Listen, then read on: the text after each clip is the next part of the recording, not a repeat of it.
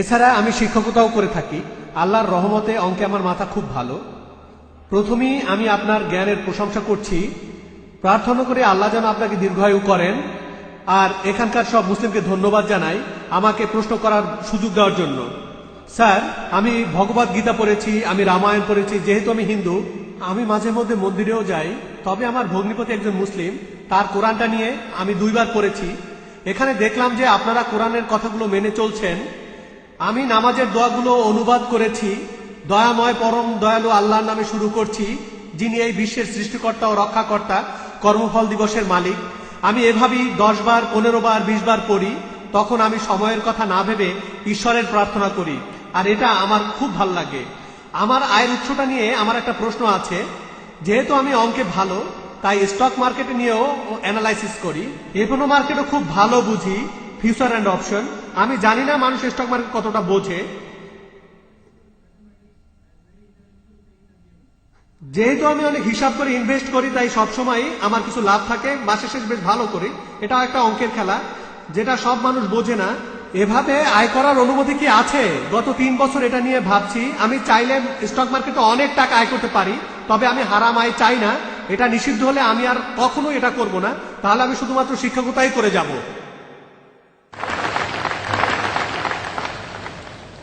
ভাই খুব সুন্দর প্রশ্ন করেছেন। এটাও ভালো লেগেছে যে উনি ভগবত গীতা, রামায়ণ এসব পড়ার পর 2 বার পবিত্র কোরআন পড়েছেন। এর কথাগুলো মানেন। ওনার ভগ্নিপতি একজন মুসলিম, আর উনি হচ্ছেন অঙ্কে খুব ভালো। আমিও এক সময় অঙ্কে খুব ভালো ছিলাম। স্কুলে থাকার সময় ক্লাস 1 থেকে ক্লাস 9-10 পর্যন্ত ভালো নম্বর কথা পেয়েছি। বলি স্যার, আপনার মতো কাউকে আমি দেখিনি। আর আল্লাহ যদি চান, আমিও আপনার মতো একদিন হব।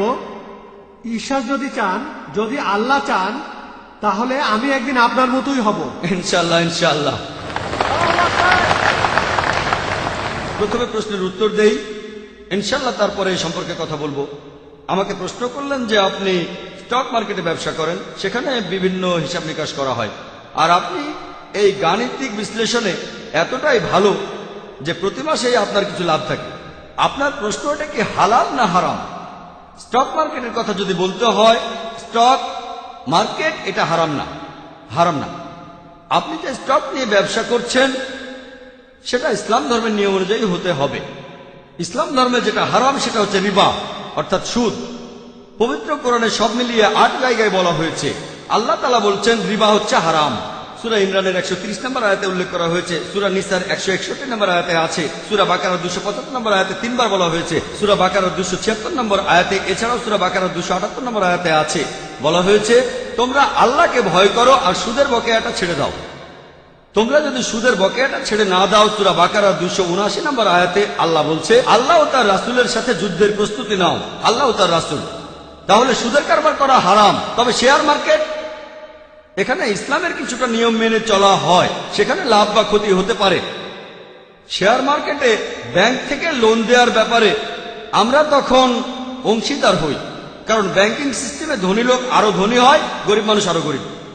এভাবে সমাজে নতুন কালচার দেখা, যেমন মেয়েদের টিজ করা, তারপর বিভিন্ন জুয়ার আখড়া, মদ খাওয়ার বার। ইসলামের নিয়মটা আলাদা, ইসলাম ধর্ম একটু আলাদা।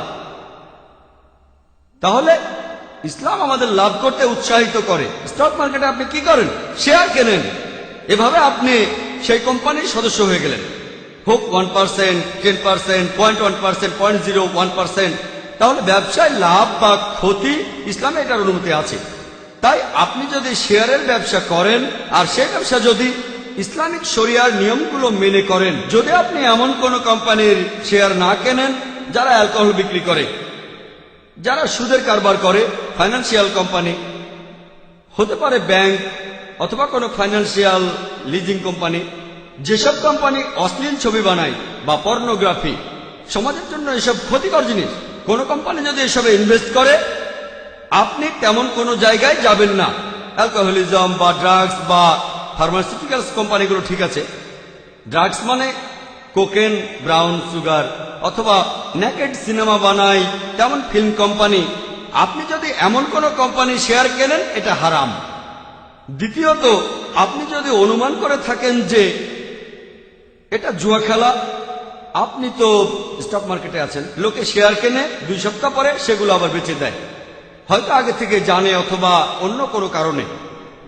আর ইসলামে জুয়া খেলা হচ্ছে হারাম।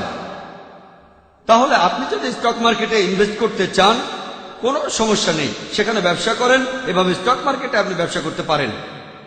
আর স্যার স্যার আপনি আমার প্রশ্ন থেকে দূরে সরে গেছেন। ফিউচার আর অপশন নিয়ে বলছিলাম, এটা কি আমি বলছি ঠিক? আমি বলছি আপনি 10 টাকা দিয়ে 100 টাকার শেয়ার কিনলেন, তারপর সেটা বছরের পর বছর রেখে এই দিলেন। ব্যাপারে বলছি, আমি সামগ্রিকভাবেই বলছি, একটা পয়েন্ট না। ধন্যবাদ, আপনাকে ডিস্টার্ব করার জন্য দুঃখিত। এবারে ফিউচার অপশন নিয়ে বলছি যে আপনি কিছু শেয়ার কিনে ভবিষ্যতের জন্য রেখে দিলেন, এরপরে সেই শেয়ার থেকে কিছুটা রেখে বেচে দিলেন। আমি জানি আপনি বেচতে পারেন, কিছু অংশ রাখতেও পারেন, তারপর আবার কিছু শেয়ার কিনতে পারেন, সেটাও বেচতে পারেন। আমি এটা জানি, আমি হয়তো আপনার মতো এক্সপার্ট না, তবে এ নিয়ে বলতে পারবো। ভবিষ্যতের কথা যদি বলেন, এটার অনুমতি নেই, এটা হারাম। মার্জিন ট্রেডিং, যেটা দেখবেন রিয়েল এস্টেট ব্যবসায়, আপনি 10%-এ কিনলেন, সেটার দাম বেড়ে গেল, কারণ কোন ফ্ল্যাট কিনতে গেলে টাকা দেবেন কিস্তিতে, কিস্তির মেয়াদ 2 বছর, এখন 10% দিলেন, পরে 20%, তারপর দাম বাড়লো, আপনি বেচে দিলেন, ঠিক আছে। শেয়ারের ক্ষেত্রে এমনটা হয় না, স্টকের ক্ষেত্রে এমনটা হয় না। এক্ষেত্রে জিনিসটা আপনার হাতে নেই, আপনি আংশিক টাকা দিয়েছেন, তারপর অন্য কেউ আপনার পেছনে আসলো, এটা যদি পড়ে যায়, তাই হেজ ফান্ড থাকে, হেজিং জানেন, হেজ ফান্ড থাকে। ইসলামে এইসব জিনিসের অনুমতি নেই। তবে পিওর স্টক, যদি সেটাই আপনার ব্যবসা হয়ে থাকে, সেটা ইসলামিক হলে অনুমতি আছে। আর এই কারণেই শীঘ্রই ইনশাল্লাহ ইনশাল্লাহ আর মাত্র কয়েক মাসের মধ্যে ইনশাল্লাহ আমরা ইন্ডিয়ায় একটা ইসলামিক ইনভেস্টমেন্ট ফান্ড চালু করব ইনশাল্লাহ। সেখানে আমরা সবাইকে সুযোগ দিতে চাই, কারণ অনেক মুসলিমই জানে যে রিবা হারাম বা সুদ হারাম, কিন্তু তাদের সামনে কোনো উপায় নেই।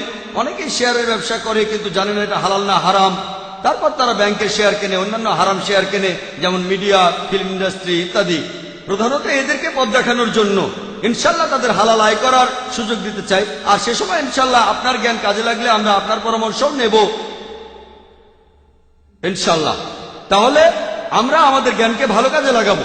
এরপর আপনি আরো বলেছেন শেয়ারের ব্যবসা করে আপনি অনেক টাকা জমিয়েছেন, এটার অনুমতি না থাকলে আপনি বাদ দেবেন।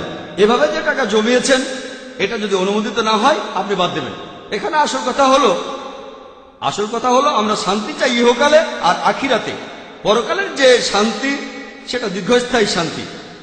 তাহলে যদি হালাল উপার্জন করেন, ইনশাল্লাহ আপনি ইহকালেও ভালো থাকতে পারবেন, পরকালেও থাকবেন। আমি আল্লাহর কাছে দোয়া করছি যেন শান্তি ও সাফল্য পান এই পৃথিবীতে, এছাড়া পরকালেও শান্তি পান। আশা করি উত্তরটা পেয়েছেন। ধন্যবাদ, ধন্যবাদ, আমাকে সময় দেওয়ার জন্য অনেক ধন্যবাদ। আমি আপনার সব কথাগুলো মেনে চলবো। হ্যাঁ ভাই। আমার নাম অভিষেক।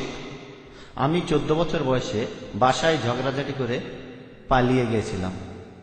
সৌদি আরবের এক লোক আমাকে তখন কেরালায় নিয়ে যায়।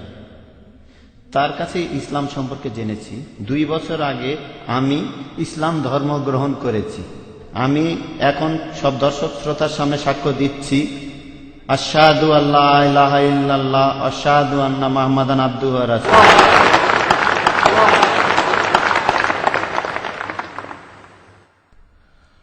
আপনার প্রশ্নটা, আপনি কি কোনো প্রশ্ন করবেন? না স্যার। ডক্টর জাকির কিছু বলবেন? হ্যাঁ ভাই, আপনাকে অভিনন্দন জানাই, আপনাকে স্বাগত জানাই এই শান্তির ধর্মে। আর আপনিও সাক্ষী দিতে পারেন যে সৌদিরা তরবারি ব্যবহার করেনি। আপনাকে কি জোরজবস্তি করা হয়েছিল? না। জোরজবস্তি না। বা বন্ধু? না, আমি স্বেচ্ছায় মাশাআল্লাহ। মুসলিম হয়েছি। মাশাআল্লাহ, উনি স্বেচ্ছায় মুসলিম হয়েছেন। আপনাকে কোরআনের একটা অনুবাদ দিতে চাই, আপনি কি স্টেজে আসবেন? আমি পেয়েছি। আপনি একটা পেয়েছেন, খুব ভালো, মাশাআল্লাহ। আমি এখানে প্রথম লেকচার দিয়েছিলাম 8 দিন আগে। সেদিন এক বোন ইসলাম গ্রহণ করেছিলেন, আমি তার চেহারাটা দেখতে পাইনি। আমি শুধু বাম দিকের মাইকের প্রশ্নকারী চেহারাটা দেখতে পাই, বাম দিকের মাইক আর কাউকে দেখতে পাই না। প্রথম দিনের সেই মহিলাকেও আমি দেখিনি। আর শনিবারে IBS এর প্রশ্ন করলো গোয়েন্দারা যে সেই মহিলা কোথায়। বললাম আমি তো তাকে চিনি না, আপনারা হয়তো টিভিতে তাকে দেখেছেন। এখানে অনেক মানুষ আছেন, টেলিভিশনে দেখলে হয়তো সেই মহিলাকে আপনারা দেখতে পারেন। আপনি এখানে সাক্ষ্য দিতে পারেন যে আপনাকে জবরদস্তি করা হয়নি, এখানে জবরদস্তি করা যায় না, মুসলিম বানানো যায় না, স্বেচ্ছায় করলে হতে পারে। আমাদের এই দেশ, আমাদের এই ইন্ডিয়া, পৃথিবীতে এমন দেশ খুব কমই আছে যে দেশের সংবিধানে লেখা আছে যে ইন্ডিয়ার প্রত্যেক নাগরিকেরই তার ধর্ম প্রচার ও পালন করার ন্যায্য অধিকার আছে। এটা গণতান্ত্রিক দেশ, এজন্য আমি গর্বিত, কারণ এই দেশে মানুষ তার নিজের ধর্ম পালন ও প্রচারের অধিকার রাখে। জবরদস্তি করে কোনো ধর্ম গ্রহণে বাধ্য করা এটা নিষিদ্ধ। ইন্ডিয়ার সরকারের আইন অনুযায়ী এটা নিষিদ্ধ, আর ইসলাম অনুযায়ী এটা নিষিদ্ধ। জবরদস্তি করে কাউকে ইসলাম গ্রহণ করানো যাবে না। আপনি তাকে বোঝান, সে যদি বোঝে তাহলে খুব ভালো, আর রাজি না হলেও কোনো সমস্যা নেই। তবে কিয়ামতের দিন আমি আল্লাহর কাছে এই কথা বলতে পারবো যে আমি আপনাদের মাঝে ধর্ম প্রচার করেছি। ইসলাম গ্রহণ করার জন্য আপনাকে ধন্যবাদ, অনেক ধন্যবাদ।